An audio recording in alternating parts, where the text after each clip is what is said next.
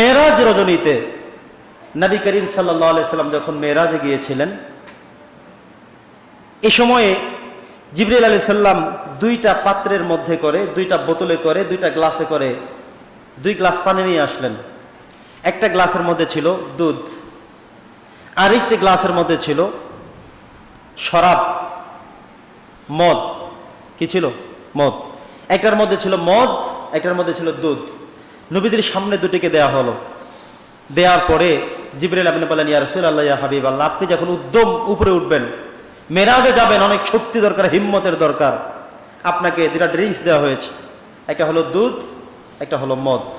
এই দুইটার থেকে যে কোনো একটাকে আপনি চুজ করতে পারেন, যেটা খুশি খেতে পারেন। যে কোনো একটার কথা বলেনি, যেটা খুশি খেতে পারেন। নবী করিম সাল্লাল্লাহু আলাইহি সাল্লাম মদ খেলেন না, দুধ খেলেন। দুধ পান করার পর তিনি বলেন আলহামদুলিল্লাহ। পড়েন, কি বলেছেন? আলহামদুলিল্লাহ পড়ে ফেললেন। তিনি মদ খাননি। জিবরিল আমিন বলেন, ইয়া রাসূলুল্লাহ, আপনি ফিতরাতকে গ্রহণ করেছেন। সুবহানাল্লাহ।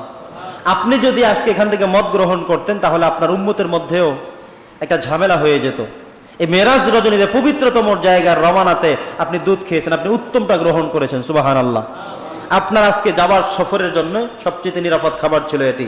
আপনি ফিতরাতকে গ্রহণ করেছেন, আপনি রাইট পথে আছেন, আপনি ঠিক পথে আছেন। সুবহানাল্লাহ।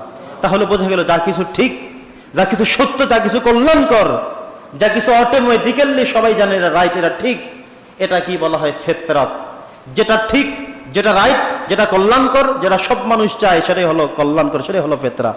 দেখবেন আমরা যে নামাজ পড়তে আসি, এটাই হলো ফিতরাত, এটাই রাইট, এটাই ঠিক। যিনি নামাজ পড়তে আসেননি, তাকে জিজ্ঞাসা করলে বলবে যে, ভাই আমি নামাজ পড়তে যাইনি, এটা আমার দোষ, আমার অন্যায়, আমার অপরাধ, বলবে কিনা? তার মানে হলো সে যে আসে নাই, সে স্বীকার করে যে আমি রাইট পথে নাই, আমি ফিতরাতে নাই, আমি ভুলের মধ্যে আছি, আমি অন্যায়ের মধ্যে আছি। এটা সে বুঝতে সক্ষম হলো।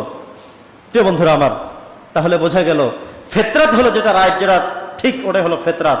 একজন মানুষ মুসলমান হোক, অমুসলিম হোক, ছোট হোক, বড় হোক, আরেকজনের একটা সম্পত্তি নিয়ে যাওয়া হলো চুরি কিংবা ডাকাতি, এটা একজন হিন্দুও করে না, কারণ সে জানে এটা অন্যায়। এটা কি? চুরি করাটা কি? ডাকাতি করা কি? অন্যায়। সে ইসলাম না মানলেও এটা সে মানে। জেনা করা, ব্যভিচার করা, এটা পাপের কাজ, গুনাহের কাজ, চরম অন্যায়, চরম ধৃষ্টতা। এটা সে মুসলমান না হলে সে মেনে যাচ্ছে, এটাই কল্যাণ করে, এটা সে মানে, এটা সে বোঝে, যেটা ইসলাম না মানলে এটা মানতে হবে, না মানলে আমার খবর আছে, এটা অন্যায়। সে ইসলামকে মানে, কিন্তু ইসলামের একটা রীতিকে সে মানে। সুবহানাল্লাহ পড়েন। তার মানে হলো কিছু ইসলামী ফিতরাতের কথা আমার রাসূল বলে দিয়েছেন, যে ফিতরাতের কথাগুলো আমাদের মনে রাখতে হবে।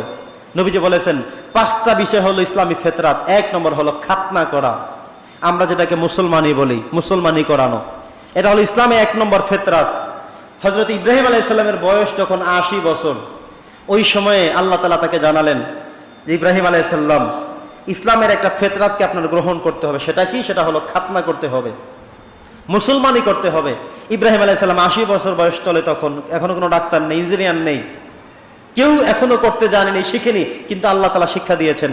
উনি নিজ হাতে নিজের খাতনা করেছেন, সুন্নতি কাজ ছেড়ে ফেলেছেন। এই জন্য মিল্লাতা আবিকুম ইব্রাহিম হুয়া সাম্মাকুমুল মুসলিমিন, সেখান থেকে মুসলমান নাম আসছে। এটা কি সেজন্য মুসলমানই বলা হয়? কথা কি বুঝতেছেন? ইব্রাহিম আলাইহিস সালাম 80 বছর বয়সে সেটা করলেন। কেন করলেন? যে আমার রব বলেছেন একজন মুসলমানের মধ্যে, একজন বিধর্মীর মধ্যে ইন্তেকাল করার পরেও তার মধ্যে একটা শনাক্ত থাকবে, চিহ্ন থাকবে, সেই চিহ্ন হলো খাতনা করা। সেটা কি? তো নবীজি বলেছেন এটা হলো ইসলামের ফিতরাতের হলো একটা হলো খাতনা করা। 2 নম্বরে হলো আমাদের দেহ থেকে অবাঞ্ছিত পশমগুলো মুক্ত করা। আমাদের অবাঞ্ছিত পশম যেগুলো আছে, বুঝতে পেরেছেন তো? এই অবাঞ্ছিত পশমগুলো রাখা যাবে না।